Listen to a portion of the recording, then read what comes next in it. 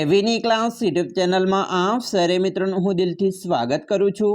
આજે વિદ્યાર્થી મિત્રો વાત કરવાના છીએ ધોરણ 7માં આપણી નવીન સ્વાધ્યાયન પોથી જે આપવામાં આવેલી છે તેમાં સંસ્કૃત વિષયનો પાઠ નંબર 6 સંખ્યા, જે વિદ્યાર્થી મિત્રો તમને ભાગ નંબર 3ના પાના નંબર 59 થી 62 ઉપર મળી જશે, જેનો આપણે આ વિડીયોમાં સચોટ, સાચું અને સંપૂર્ણ સોલ્યુશન જોવાના છીએ। તો ચાલો વિદ્યાર્થી મિત્રો વિડીયોની શરૂઆત કરીએ। તેના પહેલાં તમે ખાસ કરીને ચેનલમાં નવા આવેલા હોય તો ચેનલને અવશ્ય સબસ્ક્રાઇબ કરી વિડીયોને લાઇક અને શેર કરવાનું પણ ન ભૂલતા। પાઠ નંબર 6 સંખ્યા, જેની અંદર પ્રશ્ન 1 છે, નીચે આપેલ સંખ્યાની સંસ્કૃતમાં લખો। મિત્રો અહીંયા ઉદાહરણ આપેલું છે, જે અંકમાં મિત્રો લખેલ છે 21, જેને આવી રીતે લખાય છે, જેને આપણે સંસ્કૃતમાં એક વિસતિ કહેવાય છે। તેવી રીતે પહેલું છે 18, તો એને અષ્ટદશ કહેવાય। બીજું છે 36, તો તેને ષટ્ત્રિશત કહેવાય। ત્રીજું છે તે 38 છે, તો તેને સંસ્કૃતમાં અષ્ટાત્રિશત કહેવાય। ચોથું છે 44, તો તેને સંસ્કૃતમાં ચતુર્ચત્વારિશત કહેવાય। પાંચમું છે મિત્રો 49, તો એને સંસ્કૃતમાં 49 કહેવામાં આવે છે। પ્રશ્ન મિત્રો 2, નીચે આપેલ શબ્દોને આધારિત સંસ્કૃતમાં સંખ્યા લખવાની છે। ઉદાહરણ આપેલું છે મિત્રો ત્રયોસ્ત્રિશત એટલે કે 33 આપેલા છે।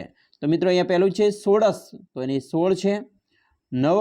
નવવિશતિ એટલે 19 છે। ત્રિશતિ એટલે 30 આપેલ છે। એક ચત્વારિશત એટલે કે 41 છે, અને 50 એટલે કે 50 આપેલા છે, જેને આ રીતે લખવામાં અને બોલવામાં આવે છે। પ્રશ્ન 3, નીચે આપેલ સંખ્યાને ચડતા ક્રમમાં ગોઠવો।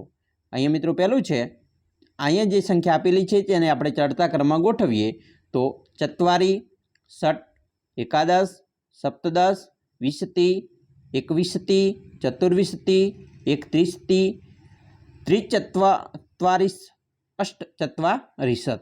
તો આવી રીતે આપણે એને લખીશું। પ્રશ્ન મિત્રો 4, યોગ્ય વિકલ્પ પસંદ કરી ખલ્યા પૂરો। ઉદાહરણ આપેલું છે પાંડવાહ ખલ્યા સંતિ, તો આપણો જવાબ આવશે મિત્રો 50, કારણ કે પાંડવો કેટલા હતા? 5 હતા। એવી રીતે મિત્રો ખલ્યા પૂરીએ તો પહેલું છે ત્રિવેણી રૂપકાણી પ્લસ 27 રૂપકાણી બરાબર ખલ્યા રૂપકાણી ભવંતી। મિત્રો 23 અને 27નો સરવાળો કેટલો થાય? તો 50 થાય છે, એટલે કે 50 થાય છે। ચાલો, એવી રીતે મિત્રો બીજું છે એકમ એકાદશમ એકવિશતિ ખલ્યા એક ચત્વારિશત, આપણો જવાબ આવશે 31। પછી ત્રીજું છે શિવસ્ય નેત્રાણી ખલ્યા સંતિ, શંકરના નેત્ર કેટલા હતા? આંખો કેટલી હતી? તો 3 એટલે કે ત્રીણી।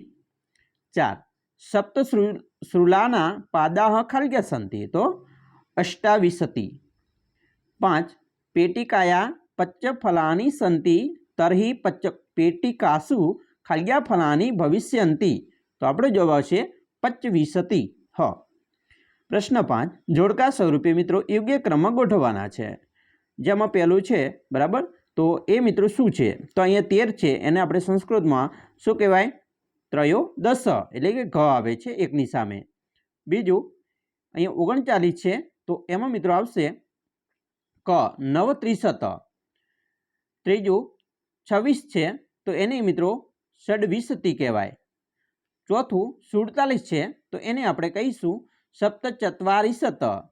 પાંચમું 43 છે, તો તેને આપણે કહીશું ત્રિચત્વારિશત બરાબર। તો આવી રીતે લખવામાં આવે છે, જે તમારો જવાબ અહીંયા આપેલો છે। પ્રશ્ન 6, ગણતરી કરી ઉદાહરણ મુજબ લખો।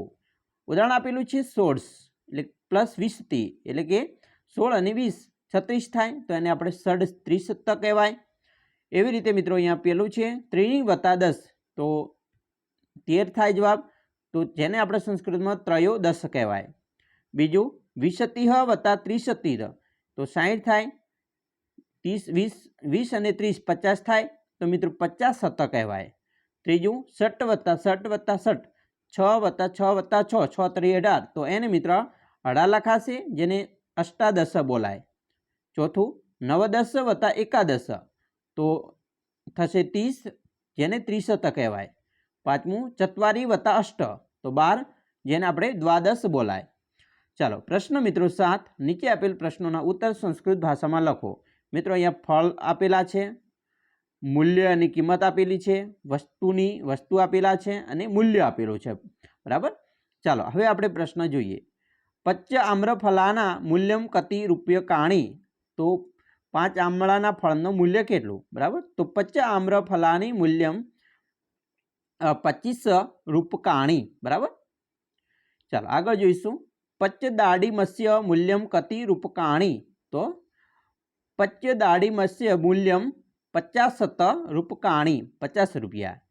ત્રીજું, ઉપનેત્રસ્ય મૂલ્યમ કાતિ રૂપ્યકાણી. તો ઉપનેત્રસ્ય મૂલ્યમ 42 રૂપ્યકાણી. બરાબર, 42 રૂપિયા છે. તાલસ્ય મૂલ્યમ કતિ રૂપ્યકાણી. તો તાલસ્ય મૂલ્યમ 20 રૂપ્યકાણી. પાંચમું, પંચનારગ ફલસ્ય મૂલ્યમ કતિ રૂપ્યકાણી. બરાબર. તો મિત્રો 5 નારિયેળના ફળનું મૂલ્ય તો અહીંયા તમને આપેલા છે 1ના 30 છે, તો એવા 5ના 5 તરી 15, 150 રૂપિયા થાય, 150. બરાબર, લખવાનું છે આપણે. હવે પ્રશ્ન 8, અહીં બાળકોની પરીક્ષા મળેલા ગુણ આપેલા છે. તે જોઈને નીચેના પ્રશ્નોના જવાબ આપવાના છે. બરાબર, જે તમે જોઈ શકો છો. રમેશ, જૈનિલ અને હરીશ ગુજરાતી, ગણિત, અંગ્રેજી, હિન્દી, વિજ્ઞાન, સામાજિક વિજ્ઞાન અને સંસ્કૃતમાં ગુણ આપેલા છે. તો એને આપણે જોઈને લખીશું. પહેલું છે, રમેશ ગુજરાતી વિષયે કતિ ગુણાન પ્રાપ્તવાન.